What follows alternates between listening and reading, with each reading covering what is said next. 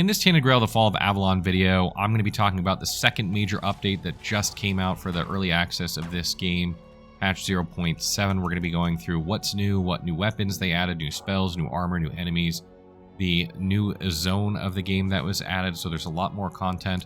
But before we get into that, I just want to kind of give you a quick recap on what this game is if you haven't heard of it before. Tainted Grail, The Fall of Avalon is a video game adaptation based off the popular board game of the same name that was published by Awaken Realms in 2019. I actually picked up this board game between our last sponsored video and this one because I love board games. I've been kind of going through a board game phase, and this is one that is recommended by people all over the internet. So I now have this, and I can confirm that it's a fantastic board game. So if you have not played the board game of this, I highly, highly recommend it for those of you tabletop fans out there. But enough about that, let's get into what this game is exactly. We are once again sponsored in this video, so big shout out to Questline and Awaken Realms, the developer and publisher of the game. Thank you for sponsoring us. And if you guys like what you see and you want to pick up the game, make sure you click the link below to support the channel. So Tainted Grail, The Fall of Avalon went into early access a little over a year ago on Steam, and it got a major update, as I mentioned, several months back. But essentially what this game is it's an open world story about the King Arthur legend, and it's a dark version of it. This game takes place hundreds of years after the death of King Arthur, but there are a lot of similar characters and storylines from that mythology, and it has a very dark feel to it. It is not a light or high fantasy game. It is a dark fantasy, and you'll notice that immediately when playing. And the mechanics of this, the easiest way to describe how they work is somewhat similar to Skyrim if you haven't played that game, or Oblivion. You essentially have like one-handed, heavy armor, archery, thieving, sneaking, athletics. All these things level up the more you use them, right? Like if you're wearing heavy armor and you take a blow, you will probably gain experience towards getting another heavy armor rank, and then you're passively protecting yourself more when wearing heavy armor or doing more damage with one-handed weapons when you use one-handed or two-handed weapons, etc. Has a very similar system to that. And besides that, you also have an attribute point system where you're going to be able to assign attribute points that affect your character in various ways, whether it's health or mana recovery or attack speed or stuff like that. That will further improve your character, and you'll get an attribute point every time you level up that you can allocate. And there are some weapons in this game that are attribute locked, meaning like you have to meet certain attribute requirements in order to use them, not unlike something like Dark Souls. So you're not going to be able to use every single weapon that you can pick up, even though you can use a lot of weapons you can pick up. But later on in the game, you're kind of going to be going down an attribute path for the style of play that you're playing, and it's going to lock you out of some very specific weapons that you won't be able to use that kind of adds replayability to the game that you might want to use in a future playthrough. And on top of that, there is also a perk system that is kind of now a skill tree. This has been revamped once again. This is quite different than the original iteration. There was a second iteration. This is the third iteration. Looks more like a skill tree at this point, with, you know, opening up different avenues depending on where you put points. And there's a tree essentially for each attribute. So you can kind of pick, you know, the skills and perks that best match your style of play. And these are all passive bonuses, so this is like going to passively impact the way you play the game. And there is a main quest line with side quests that have different outcomes depending on who you side with. It's not always black and white on what you want to do, but you have to make decisions about who you're going to help and who you're not. And the game has a very hands-off approach compared to other open world games and compared to a lot of modern role-playing games. It kind of drops you in. You got to read books to see where to go. You got to pay attention to lore notes to figure out puzzles, and there are a lot of cryptic things around the landscape that you will not be able to figure out what they do unless you're really paying attention. So that's kind of the game so far, and let's get into what they've added with 0.7. This is a huge update. This is the biggest one they've done so far for the game. They've added a whole new section of the game called Cuanacht. This is essentially, for all intents and purposes, the second act of the game. So you had about 10 to 15 hours of gameplay in Act 1. Now you're getting about another 10 to 15 hours of gameplay in Act 2. So you have about 20 to 30 hours of gameplay as of right now in early access. And there's all sorts of new things to discover in this area. There's new weapons, new spells, new armor, new trinkets to equip, of course, new enemies, lots of mini-bosses. Had a blast fighting some of the mini-bosses and bosses of this area of the game. Typically have like unique equipment that really helps your build come together. I managed to get like a Frost Blade early on that allowed me to freeze enemies, and I combined that with a Frost spell, a new Frost spell that I bought.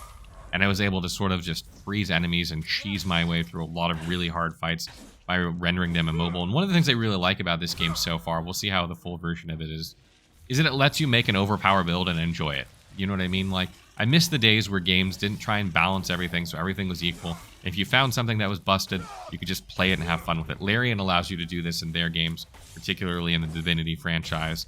Really love that about their games. And this is something that I totally had a blast with playing the second act of the game. And just like in Act 1 of Tainted Grail, Act 2 remains very much the same in the sense that exploration is king. Most of the enjoyment you get out of this game is just going around and finding things and figuring out what to do with them. And there's always something off in the distance you can see that's interesting looking that's just like, what the heck is that? That is littered all over this game, and the same goes for Act 2. And that is just so much fun going through and figuring out what all these things do. And one of the things I really love about Tainted Grail, The Fall of Avalon, is the art direction of this game.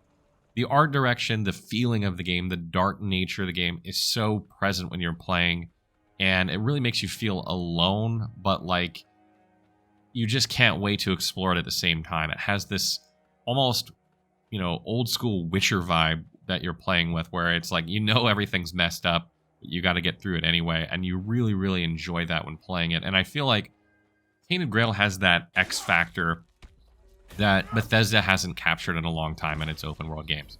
Everyone keeps waiting for the next big Bethesda game to give them that feeling they had when they played Oblivion or Morrowind or Skyrim or whatever, and their games just keep falling short of that and not delivering that. And I feel like Tainted Grail has that thing that Bethesda cannot seem to capture.